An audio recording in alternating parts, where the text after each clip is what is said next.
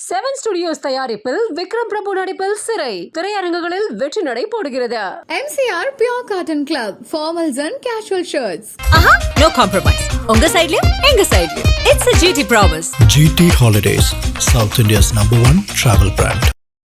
பெரும் இளைஞர் பட்டாளம் இருக்கிற ஒரு நாடு அது. அங்கே சுற்றுச்சூழல் சீரழிவு இதெல்லாம் இருக்கக்கூடிய ஒரு நாடு. ஷேக் ஹசீனா அவங்க ஆட்சி 15 வருஷம் நடந்துச்சு. இந்த 15 வருஷத்தில் உங்களுக்கு நிறைய அவ்வளவு நாளில் ஒருத்தர் ஆட்சியில் இருக்காருன்னு நிறைய தவறுகள் நடக்கும். நிறைய தவறுகள் செய்து அவர்கள் ஆட்சிக்கு வந்தார்கள் அப்படின்னு தான் சர்வதேச பார்வையாளர்களே அப்படி நினைச்சாங்க. அவர்கள் மிகப்பெரிய ஒரு தோழமை நாடாக அவர்கள் தலைவராக இருந்த பொழுது, அவர்கள் பிரதமராக இருந்த பொழுது இந்தியாவுக்கு நமக்கு ஒரு பெரிய ஒரு வாய்ப்பு கிடைச்சது. அப்போ அவர்கள் மத்தியில் அவர்கள் இஸ்லாமிய தீவிரவாதத்தை ஒடுக்கினார்கள், ஜமாத்தி இஸ்லாமியை தடை செய்தார்கள். இப்போ வந்திருக்க அந்த அரசு அந்த தடையை நீக்கிடுச்சு.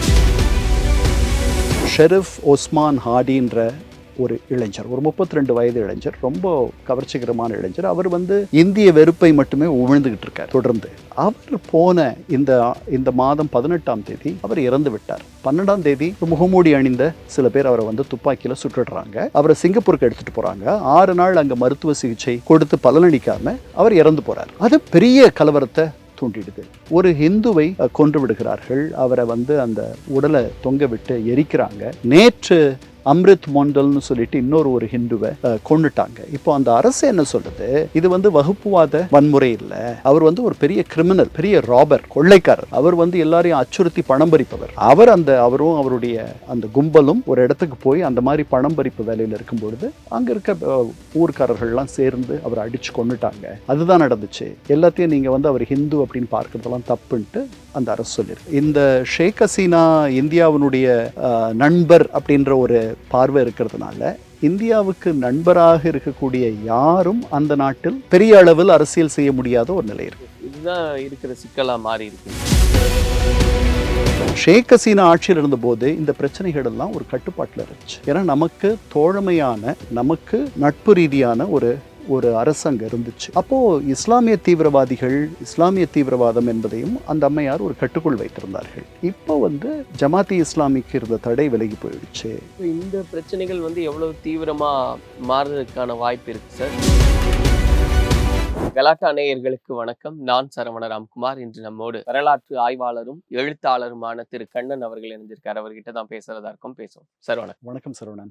பங்களாதேஷ்ல நடைபெறக்கூடிய விஷயங்கள்லாம் பார்க்கும்போது ஒரு பக்கம் அதிர்ச்சியாகவும் இருக்கு, இன்னொரு பக்கம் ஏன் இதெல்லாம் நடக்குது அப்படின்ற ஒரு கேள்வி இருக்கு. ஏன்னா கடந்த காலங்களில் நம்ம பார்த்தோம் அங்க நடந்த விஷயங்கள் எல்லாமே. இப்போ நடக்கக்கூடிய பிரச்சனைகள் எல்லாம் இந்தியா பக்கம் திரும்புது, அவங்களுடைய கோபம் அப்படின்றதெல்லாம் சொல்றாங்க. முதல்ல இந்த பிரச்சனை எங்க தொடங்குச்சு சார்? அதாவது நாம அவர்களுக்கு வங்கதேசம் அப்படின்னு ஒரு நாடு இருக்கிறதுக்கு காரணமே இந்தியா தான். பல ஆயிரக்கணக்கான வீரர்களை இழந்தோம். கிட்டத்தட்ட 3500 வீரர்களை இழந்திருக்கோம் அந்த விடுதலை போர்ல. அவங்க முக்தி பாகினின்னு ஒன்று வச்சிருந்தாங்க, அதாவது விடுதலை படை. அந்த விடுதலை படையில அவர்கள் கிட்டத்தட்ட ஒரு 6000 என்னமோ பேர் இறந்தார்கள். அவர்களுடைய நாட்டை விடுதலை செய்வதற்காக இறப்பது என்பது நம்மளால புரிஞ்சுக்க முடியும். நாம நம்முடைய இன்னுயிரை தருவது என்பது எப்படி நம்ம புரிஞ்சுக்க முடியும்? இதெல்லாம் பண்ணோம். அதெல்லாம் அவர்கள் பெரிதாக பல பேர் அங்க இருக்கக்கூடிய இன்னைக்கு இருக்கிற ஒரு புதிய தலைமுறைக்கு இந்த பின்னணியெல்லாம் அதிகமா அவர்கள் தெரியாது வளர்ந்த ஒரு புதிய தலைமுறை வந்திருக்கு. பெரும் இளைஞர் பட்டாளம் இருக்கிற ஒரு நாடு அது. 17 கோடி பேர் இருக்காங்க. பெரிய வறுமையும், பெரிய அங்கே சுற்றுச்சூழல் சீரழிவு இதெல்லாம் இருக்கக்கூடிய ஒரு நாடு. தமிழகத்தை விட கொஞ்சம் பெரிய ஒரு நிலப்பரப்பு தான்.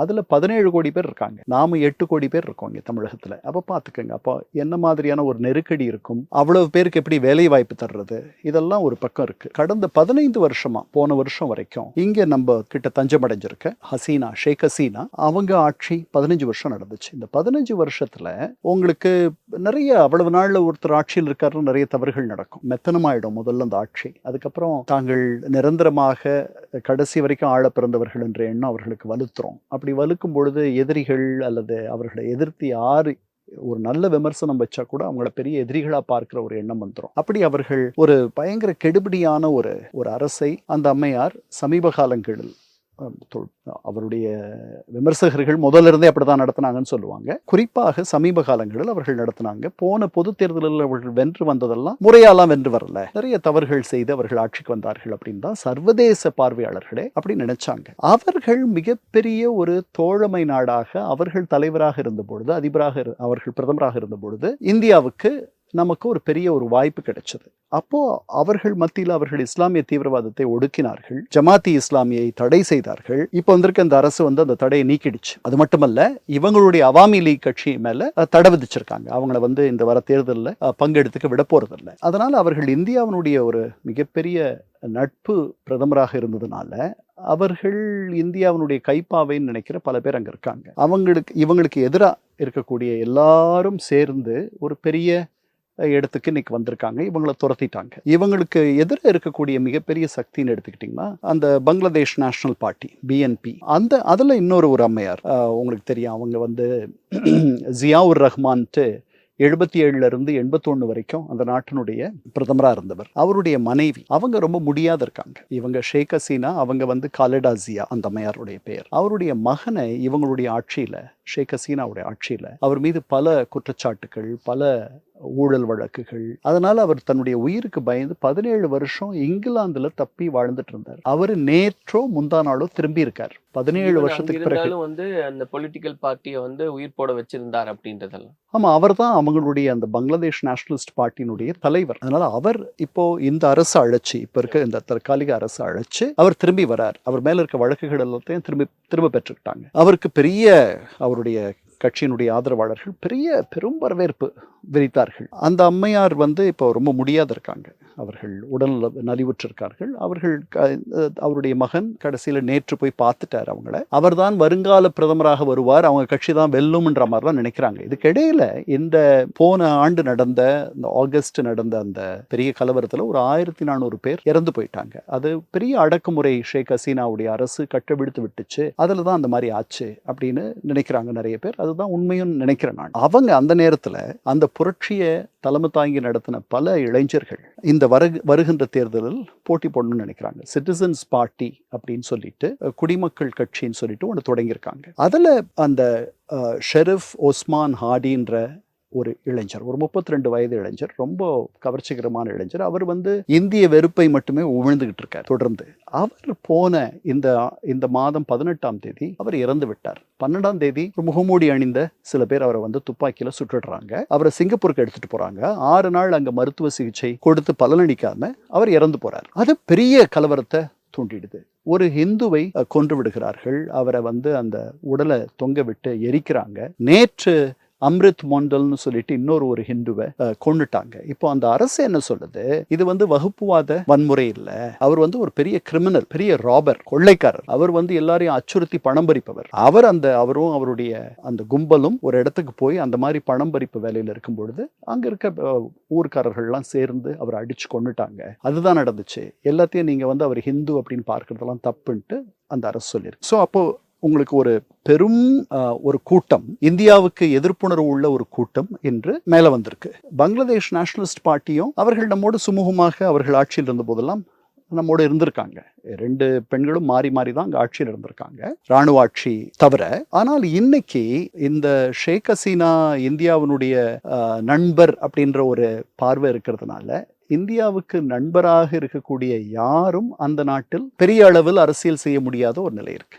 இதுதான் இருக்கிற சிக்கலா மாறி இருக்கு இன்னைக்கு நமக்கு. அதாவது தொடக்கத்தில் என்னன்னா, ஷேக் முஜிபுர் ரஹ்மான் 1971 அந்த நாட்டினுடைய தலைவராக வந்தார். அவர் ஒரு 4 வருஷத்துல அவரை கொண்டுடுறாங்க ஒரு சதியில. அதுக்கப்புறம் தான் இப்ப இருக்கிற இந்த காலிடா ஜியாவுடைய கணவர் ஜியாவுர் ரஹ்மான், அவர் 77 வரார். அவர் தான் வங்கதேசத்தினுடைய விடுதலையை சிட்டகாங்ல இருந்து அவர் தான் அறிவித்தவர். அவர் அந்த நாட்டினுடைய சுதந்திரத்தை பிரகடனம் செய்தவர் அவர் அப்படின்னு சொல்லலாம். அந்த மாதிரி அவரும் ஒரு சதியில அவரை கொண்டுடுறாங்க ஒரு 4 வருஷத்துக்கு பிறகு. அதுக்கு பிறகு இந்த அம்மையார் இவர்கள் அவருடைய இடத்திற்கு வருகிறார்கள், அரசியலுக்கு வருகிறார்கள். அவர் ராணுவ வீரரானாலும் கூட அவர் தேர்தலில் ஆட்சிக்கு வரார். இப்ப வந்திருக்கிற இந்த தாரிக் ரஹ்மான் நேற்று லண்டன்ல இருந்து வந்திருக்காரு. அவருடைய அப்பா நான் சொல்றேன், 77 அவர் ஆட்சிக்கு வந்தார். நமக்கு அவர்களோட மிகப்பெரிய சிக்கல் என்னன்னா, நம்ம கங்கை நதி நீரை அவர்களோட பங்கு போட்டுக்கிறோம். நாம மேல் பாசன நாடு, நாம தான் கர்நாடகா, அவர்கள் தமிழ்நாடு. அவர்கள் நம்ம தயவை நம்பி இருக்காங்க. நாம போதுமான அளவு அவர்களிடத்தில் நாம ஒரு சரிசமமாக ஒரு நடுவு நிலைமையோடு நாம் அவர்களை அணுகிறதில்லைன்றது அவங்களுடைய ஒரு எண்ணம். ஒரு 30 ஆண்டு கால ஒப்பந்தம் நமக்கு போட்டு வச்சிருக்கோம். அந்த ஒப்பந்தம் அடுத்த வருஷம் தொடக்கத்துல காலாவதியாக போகுது. அது முடிஞ்சு போன பிறகு திருப்பி அதை அவர்கள் புதுப்பிக்கணும். அவர்கள் நம்பி இருப்பவர்கள், அது ஒண்ணு. அப்புறம் டீஸ்டா நீர், அது ஒரு சின்ன சிக்கல். இந்த மாதிரி நதிநீர் பங்கீடு ஒரு பெரிய சிக்கலாக இருக்கிறது. அதுக்கப்புறம் பொதுவாக நாம் அவர்கள்ட்ட இருந்து என்ன வருத்தப்படுறோம் அப்படின்னா, அங்கிருந்து பல சட்ட விரோதமாக பலர் அத்துமீறி இந்திய எல்லைக்குள் புகுந்து இங்க வந்து இந்திய குடிமக்களாக மாறிவிடுகிறார்கள். அப்படி வந்தவர்களால தான் நமக்கு பெரிய அஸ்ஸாம் போராட்டம் நடந்துச்சு 80களில். பெரிய போராட்டம் நடந்துச்சு. அங்கிருந்து வருபவர்கள் குடியேறிடுறாங்க இங்க, இல்லீகல் இமிகிரன்ஸ்.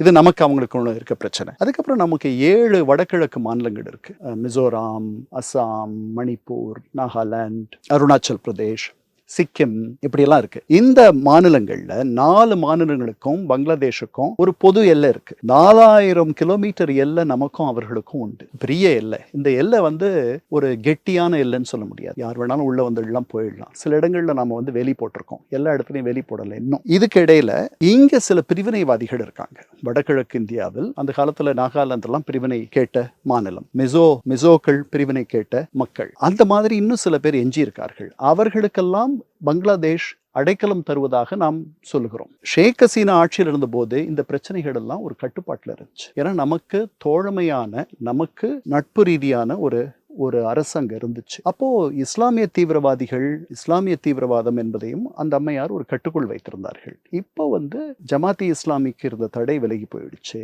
அங்கிருந்து என்னுடைய நண்பர் ஒருவர் சொல்லுகிறார், என்னோட வேலை பார்த்த வங்கதேசத்து கூட்டாளி, அவர் சொல்றார், அவர் ஷேக் ஹசீனாவுடைய அலுவலகத்தில் ஒரு இயக்குநராக இருந்தவர்.